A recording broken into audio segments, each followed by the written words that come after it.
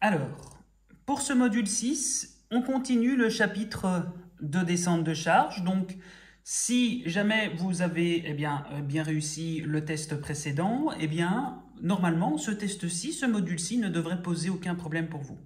Maintenant, si ça s'est un peu moins bien passé, c'est l'occasion pour vous d'approfondir vos connaissances et de vous rattraper sur le module précédent parce que vous allez voir qu'il y a des liens assez importants entre les deux et donc finalement c'est l'occasion pour vous de vous rattraper.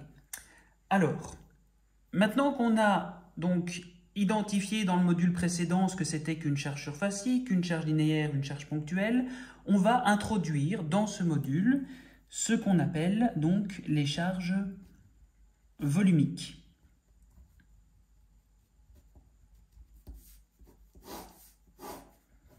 Voilà, donc les charges volumiques, c'est donc une force sur un volume, donc des newtons par mètre cube, et donc ça représente donc un volume qui a une certaine longueur, une certaine base ou une épaisseur et une certaine hauteur. Voilà. Et donc pour passer d'une charge volumique à une charge surfacique, on veut se débarrasser de la paramètre dont on n'a plus besoin. Donc pour passer d'un volume à une surface, la paramètre dont on n'a plus besoin, c'est la hauteur de l'objet. Et cette hauteur, donc je fais le poids volumique fois sa hauteur, ce qui fait que je vais avoir des newtons par mètre cube multipliés par des mètres. Et donc le mètre cube s'annule avec le mètre, il ne me reste plus que des newtons par mètre carré. Voilà. Et donc même chose pour les charges surfaciques, si je veux passer d'une charge surfacique à une charge linéaire, je me débarrasse de la base de l'objet pour ne plus qu'avoir la longueur. Et si je veux passer d'une charge linéaire à une charge ponctuelle, je fais fois la longueur. Voilà. Alors, on va voir ça en pratique avec ce petit exercice où on demande de déterminer la charge linéaire de ce mur dont on nous donne les dimensions. Donc il a une longueur de 6 mètres, une épaisseur de 20 cm et une hauteur de 4 mètres.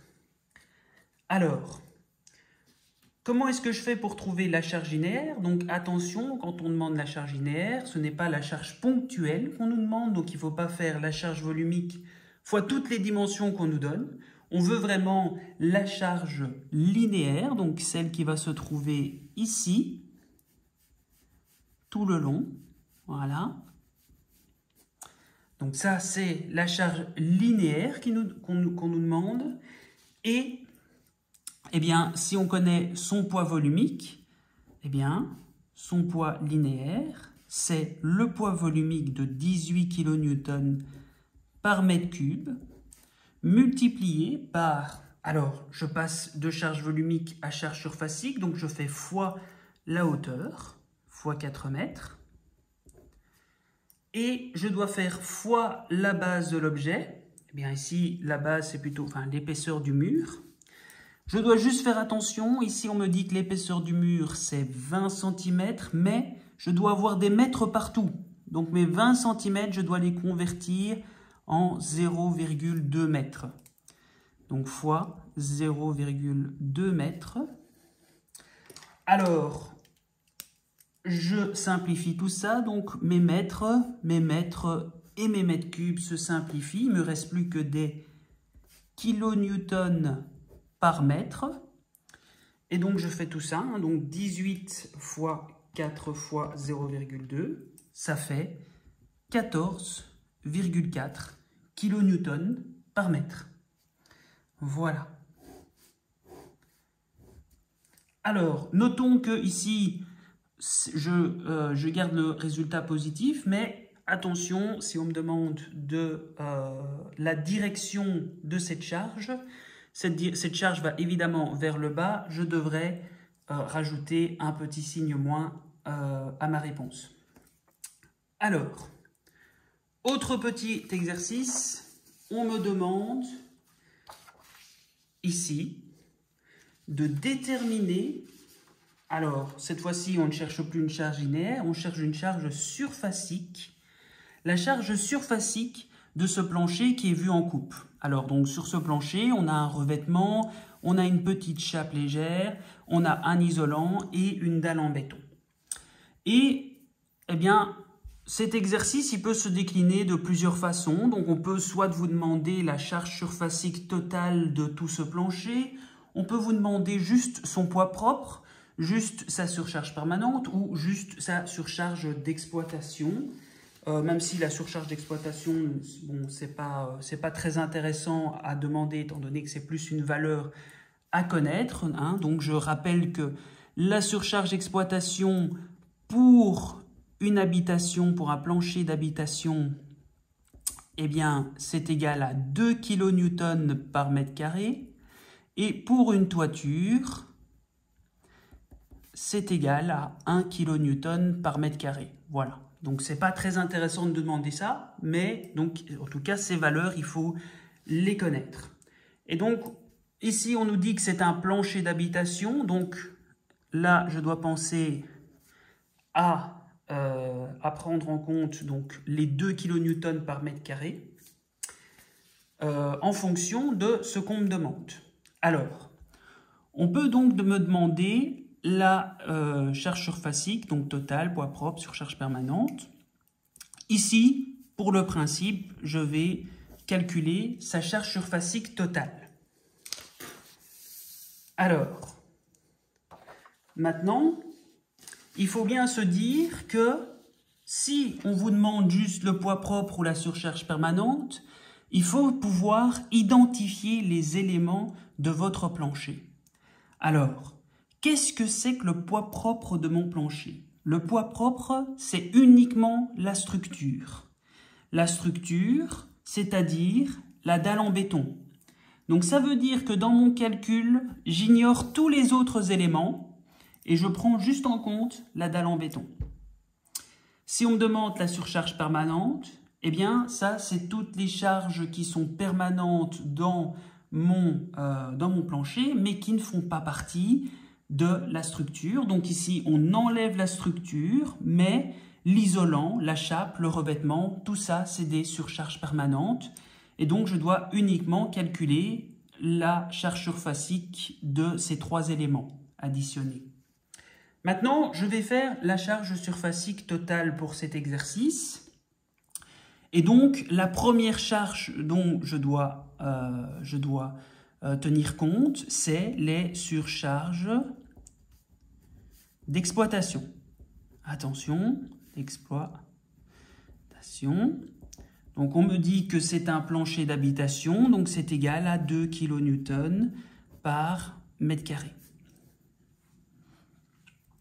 Ok, alors, à ça, eh bien, je dois trouver la charge surfacique de mon revêtement. Alors, mon revêtement, on me donne son poids volumique et son épaisseur. Attention, je vois que là, il y a des mètres, là, il y a des centimètres. Donc, je dois convertir tous mes centimètres en mètres. Alors, ici, si je convertis, attention, erreur très souvent qu'on fait, c'est que on voit 2 cm et on met 0,2 mètres. Non, pour convertir des centimètres en mètres, il faut diviser par 100 et donc c'est bien 0,02 mètres. Attention. Alors ici c'est 0,04 mètres, ici c'est 0,07 mètres et ici c'est 0,15 mètres. Voilà. Alors, donc je commence par mon revêtement. Donc mon revêtement, il a donc le poids surfacique de mon revêtement est égal au poids volumique. Hein, donc je reprends évidemment mon tableau qui était ici. Hein, donc si je veux prendre mon poids volumique, je veux le transformer en charge surfacique, je dois le multiplier par la hauteur. Ben ici, pour un plancher, c'est l'épaisseur du plancher, hein, donc enfin, l'épaisseur de l'élément du plancher. Et donc, c'est 5 kN par mètre cube multiplié par l'épaisseur, qui est donc de 0,02 mètres. Voilà, je simplifie. Et ça me fait 0,1 kN par mètre carré. Et je fais la même chose pour tous mes éléments. Donc ici j'ai ma chape, donc le poids surfacique de ma chape, c'est égal à son poids volumique, 15 kN par mètre cube, multiplié par son épaisseur, 0,04 m, et ça me fait 0,6 kN par mètre carré. Ensuite, je fais le poids surfacique de mon isolant. Donc ça fait 0,5 kN par mètre cube, multiplié par 0,7 m.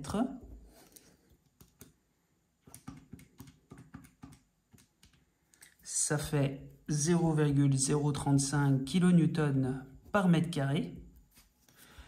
Et finalement, on a le poids surfacique de la dalle en béton, qui a donc un poids volumique de 25 kN par mètre cube, multiplié par son épaisseur 0,15 m.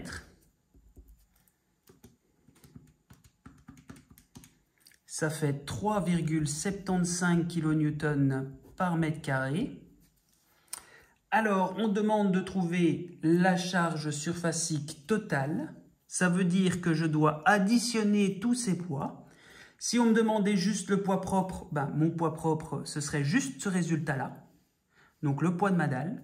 Si on me demandait les surcharges permanentes, j'aurais pris les 3 charges surfaciques de mes éléments de ma surcharge permanente et je les aurais additionnés ensemble.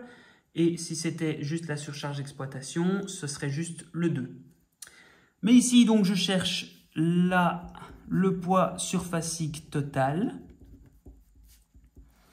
Donc, ça me fait 2 plus 0,1 plus 0,6 plus 0,035 plus 3,75.